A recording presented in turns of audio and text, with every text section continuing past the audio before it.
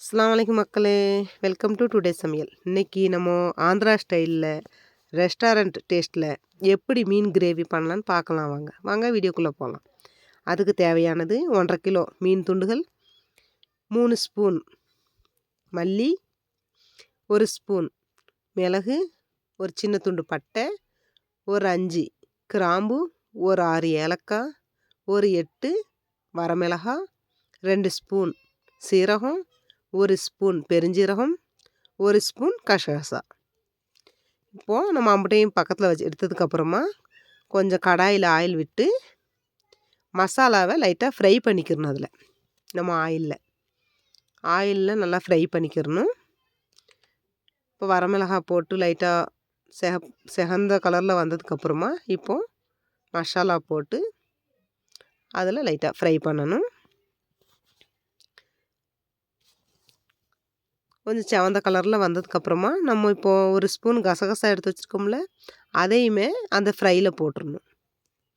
அதையும் ஆயிலே போட்டு ஃப்ரை பண்ணணும். அதையும் ஃப்ரை பண்ணதுக்கப்புறமா இப்போது மசாலா ஃப்ரை பண்ணியாச்சுல, இந்த மசாலாவை நம்ம ஆற விடணும். ஸ்டவ் ஆஃப் பண்ணிவிட்டு மசாலாவை ஆற விட்டுறலாம். இப்போது நம்ம கிரேவிக்கு தேவையான பொருள், ஒரு 6 வெங்காயம், ஒரு 6 7 தக்காளி, ஒரு 5 6 பச்சை மிளகாய், கொஞ்சம் கொத்தமல்லி, கொஞ்சமாக கறிவேப்பிலை. இப்போ நம்ம வெங்காயத்தை கட் பண்ணி கொஞ்சம் நெருப்புருண்டு கொஞ்சம் கிரைண்ட் பண்ணிக்கிறணும். டமாட்டாவை சின்ன பீஸ்களாக கட் பண்ணிக்கிறணும். இப்போ நம்ம மசாலா கூட வறுத்துருக்கோம்ல, அந்த மசாலாவையும் ஃப்ரை பண்ண மசாலாவையும் மிக்ஸி கிண்ணில் எடுத்து அதையும் பேஸ்ட் பண்ணிடணும். நல்ல மிருதுவாக பேஸ்ட் பண்ணணும். இப்போ ஒரு பெரிய எலுமிச்சை அளவு சைஸு புளி எடுத்து ஊற வச்சுக்கிடலாம். இப்போ உங்கள் கடாயில் ஆயில் விட்டுக்கிடலாம். இப்போ நம்ம எப்படின்னா கிரேவிக்குன்றப்போ கொஞ்சம் ஆயில் எக்ஸ்ட்ரா தான் ஊற்றணும். அதனால் ஆயில் எக்ஸ்ட்ரா ஆகும். ஆயில் எவ்வளோ விட்டால் அவ்வளோ டேஸ்ட்டாக இருக்கும். Andhra style gravy, restaurant style gravy. நீங்களும் ஒரு தடவை ட்ரை பண்ணுங்கள். எப்படி வந்துச்சுன்னு எனக்கு காமெண்ட்டில் வைங்க. இப்போது ஆயில் சூடாயிருச்சு. சூடானதுக்கப்புறமா இப்போ வெங்காயம் நம்ம பேஸ்ட் பண்ணியிருக்கோம்ல, அந்த வெங்காயத்தையும் ஆயிலில் போட்டு நல்லா பொன்னிறமாக வர்ற அளவுக்கு நம்ம அந்த வெங்காயத்தை வதக்கிடணும். எப்படி பார்த்தாலும் நம்மளுக்கு மசாலா வேகிறதுக்கு ஒரு 10 நிமிஷம் டைம் பிடிக்கும். மீடியம் ஃப்ளேமில் வச்சு அதை வதக்கிடணும். நல்லா பொன்னிறமாக வரணும் வெங்காயம் பொன்னிறமாக வந்துருச்சு. இப்போ நம்ம டமாட்டா கட் பண்ணி வச்சுருக்கோம்ல, அந்த டமாட்டாவையும் அதில் போட்டுருவோம். போட்டு டமாட்டாவை நல்லா வதக்கிக்கிறணும். ஒரு தடவை கிண்டி விட்டுட்டு இப்போ நம்ம கிரேவிக்கு எவ்வளோ சால்ட் வேணுமோ அவ்வளோ சால்ட் போட்டுடலாம். இப்போ நான் 1 1/2 கிலோ மீன் எடுத்திருக்கேன். அதுக்கு தேவையானது 1 1/2 ஸ்பூன் சால்ட்டு. அதை விட கூட கொஞ்சம் போட்டாலும் பரவாயில்லை. நம்ம டேஸ்ட்டுக்கு தகுந்த மாதிரி சால்ட்டு. நான் 1 1/2 ஸ்பூன் சால்ட் எடுத்திருக்கேன். இப்போ நான் அந்த ஆந்திரா ஸ்டைல் கிரேவி உங்களுக்கு எப்படி நான் வீடியோவில் எப்படி காமிச்சிருக்கேன், எவ்வளோ மசாலா எடுத்திருக்கேன், 1 கிலோவுக்கு எவ்வளோ, 1 1/2 கிலோவுக்கு எவ்வளோன்னா இப்போ 1 1/2 கிலோ எடுத்ததுனால அந்த மசாலாவை நீங்கள் பார்த்து அதே குவான்டிட்டி எடுத்துக்கிறங்க.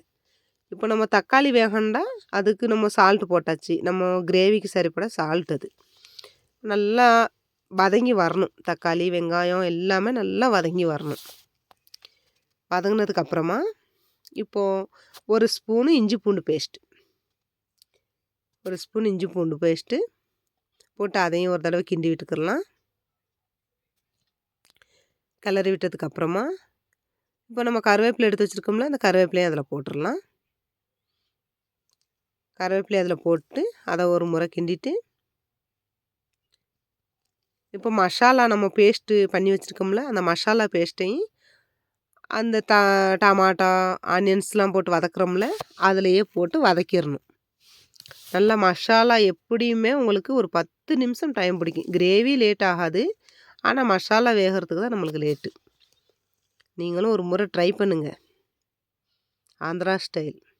இப்போது 1/2 ஸ்பூனு மஞ்சள் தூள் அதையுமே நல்லாவே இப்போ மசாலா, ஆயிலு செப்பரேட் ஆகுற வரைக்கும் நம்ம வதக்கணும் நல்லா. நல்லா வதக்கிரணும். வதக்கிட்டு, இப்போ நம்ம பச்சை மிளகாய் எடுத்து வச்சிருக்கோம்ல, அதையும் அத போட்டுறலாம். நடுவுல ஒடிச்சு போட்டுறலாம். போட்டு அதையும் வதக்கிரலாம். மசாலா ஆயில்ல நம்மளுக்கு எவ்வளோக்கு எவ்வளோ வேகுதோ, அவ்வளோக்கு அவ்வளோ டேஸ்ட்டா இருக்கும் கிரேவி. நல்லா 10, 12 நிமிஷம்னாலும் நல்லா மீடியம் ஃப்ளேம்லயே வச்சு நல்லா குக் பண்ணணும். நல்லா குக் பண்ணா தான் அதோடைய டேஸ்ட்டு நம்ம அனுபவிக்க முடியும். இப்போ நம்ம புளி கரைச்சி வச்சிருக்கோம்ல, புளி எடுத்தோம். அத புளி கரைச்ச தண்ணிய இப்போ ஆயில் செப்பரேட் ஆயிருச்சு. மசாலா, ஆயில் செப்பரேட் ஆனதுக்கப்புறமா, நம்ம அந்த புளி தண்ணிய அத ஊத்திரலாம். புளி தண்ணிய ஊத்திட்டு, அதுக்கு நம்மளுக்கு கிரேவிக்கு எவ்வளோ வாட்டர் வேணுமோ, அந்த வாட்டரையும் அதில ஊத்திரலாம். உங்களுக்கு இவ்வளோ தான் அளவுண்டு இல்ல. உங்களுக்கு எவ்வளோ அளவு வேணுமோ, அவ்வளோ அளவு ஊத்திக்கிரலாம். கலந்து விட்டுட்டு, ஒரு 10 நிமிஷம் கொதிக்க விட்டுறலாம். நல்லா கொதிக்கணும். ஹை ஃப்ளேம் வச்சிரணும். ஹை ஃப்ளேம்ல வச்சு நல்லா கொதிச்சு வரணும்.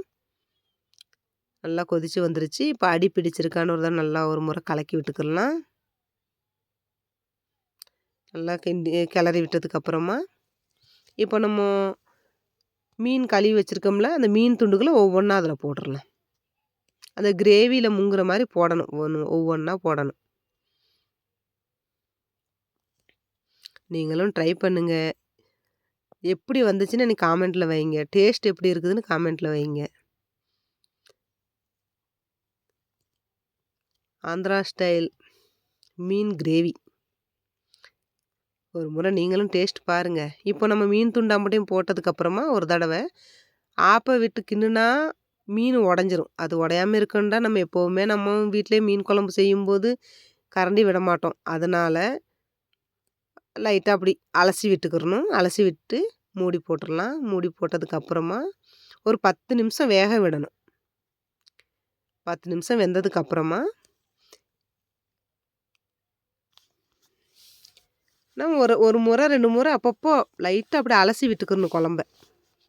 10 நிமிஷம் போனதுக்கப்புறம் இப்போ நம்ம கொத்தமல்லி க அரிஞ்சு வச்சிருக்கோம்ல, அந்த கொத்தமல்லிய அதில போட்டுறலாம். போட்டு ஒரு 5 நிமிஷம் அலசி விடணும் மறையும். குழம்ப அலசி விட்டதுக்கப்புறமா ஒரு 5 நிமிஷம் மூடி போட்டு வச்சிரணும்.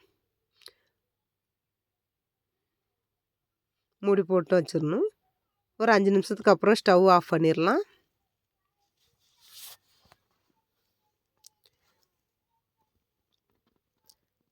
ஸ்டவ் ஆஃப் பண்ணிரலாம்.